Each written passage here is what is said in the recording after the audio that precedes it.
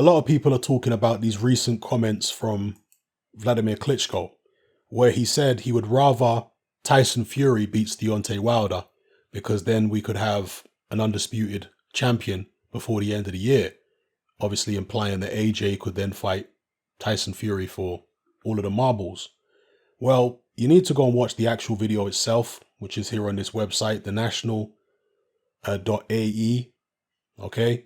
Go watch the video itself, because what Klitschko is actually saying is he's teasing a comeback.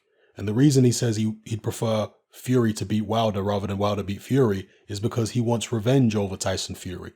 That's what he's kind of joking about in the video. It's not because, he's got anything against Wilder per se.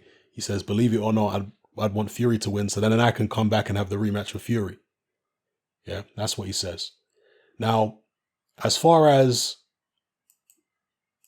Deontay Wilder fighting in an undisputed fight, Wilder is, again, I keep having to say it because new viewers might get the wrong impression when it comes to my attitude towards Deontay Wilder. Deontay Wilder is a fantastic fighter, but the man is an idiot.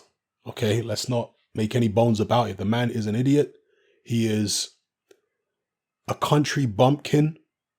He is a hillbilly, not intelligent. He's pea-brained. I'm just being real with you.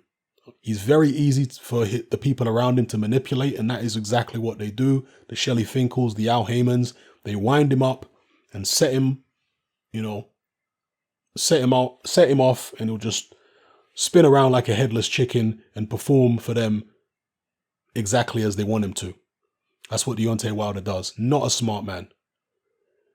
So, with regards to trying to make an undisputed fight, it really has nothing to do with Deontay Wilder at this point. It's really down to Al Heyman and Shelley Finkel. If they want the undisputed fight, then the undisputed fight will happen. But at this point, it appears as though they don't want it. And if they even entertain the possibility of having the undisputed fight, they only want it on their platform and on their terms. They're not willing to entertain having the undisputed fight on DAZN or wherever else. Okay, so that's the problem we're dealing with at the moment with regards to the undisputed fight. And just finishing up on Deontay Wilder again, the guy has come out in recent interviews and said that Anthony Joshua is irrelevant. I mean, this is what PBC, the spin meisters, the propaganda meisters at PBC are trying to convince the public of, that Anthony Joshua is irrelevant. Because that way they don't have to have the undisputed fight. Do you understand? This is the psychological tactics that's going on here. Shelley Finkel and Al Heyman have got no intention of putting Wilder in the undisputed fight, it would seem, at the moment. Maybe, they'll get brave or something. I hope they do. But at the moment, the fact that they're just trying to diminish everything Anthony Joshua does just appears as though they don't want the undisputed fight. Because if you want the undisputed fight, you wouldn't be trying to diminish Anthony Joshua every second. You wouldn't be trying to, rubbish him. You'd be saying, oh yeah, we want that undisputed, we want this, we want that. You'd be trying to build that fight up, not say that AJ's irrelevant. Because if you're saying that AJ's irrelevant, then you don't need the undisputed fight, right? And that's the road they're trying to go down. Obviously, a lot of the impressionable, unintelligent PBC fanboys, this is straight over their head. Okay, but anybody who has above, an IQ above kindergarten level, you can see this for what it is. PBC propaganda. Telling Wilder to go out there and say AJ's irrelevant. I mean, are you mad? AJ is the biggest cash cow in world heavyweight boxing.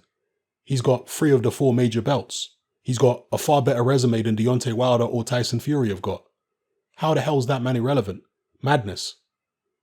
But again, it's all to do with propaganda and trying to manipulate the public perception. So let me know what you guys think in the comment section below. And, I've seen some Anthony Joshua interviews recently where he's just kind of like tired of Deontay Wilder. He's just like sighing and saying, it's difficult dealing with these people. Very difficult. He pointed out how they've treated Dillian Whyte, for example, who's been #1 challenger for God knows how many days. He said, I mean, that's just Dillian Whyte as the mandatory challenger. Imagine how they've been treating AJ as a fellow champion who's far more of a threat to PBC and Deontay Wilder in the ring and obviously financially outside of the ring. So Anyway, let me know what you guys think in the comments below. And with regards to this rematch with Tyson Fury, I'm going to do a separate video about Wilder constantly saying that Fury is pillow-fisted. But that's one of the reasons that Deontay Wilder took the Fury fight in the first place, the first fight, is because he thought that Fury was done. Al Heyman, Shelley Finkel, they all thought Fury was done. This is what Fury's dad has been saying, John Fury. That's what Tyson Fury has said himself. That the reason they took that fight is because they thought Fury, coming off a long layoff, he only fought a couple journeymen, lost loads of weight, had drink and drug problems, psychological problems. They thought it was going to be a walk in the park for Deontay Wilder. That's why they took it. If they thought that it was the same Fury who'd taken on Klitschko, they probably wouldn't have taken the fight. So, yeah, and with this rematch, Wilder's talking about Fury can't punch and feather-fisted and all this kind of business. If Fury was a serious puncher, would Deontay Wilder be taking the fight? With the skills Fury has, along with tremendous punching power?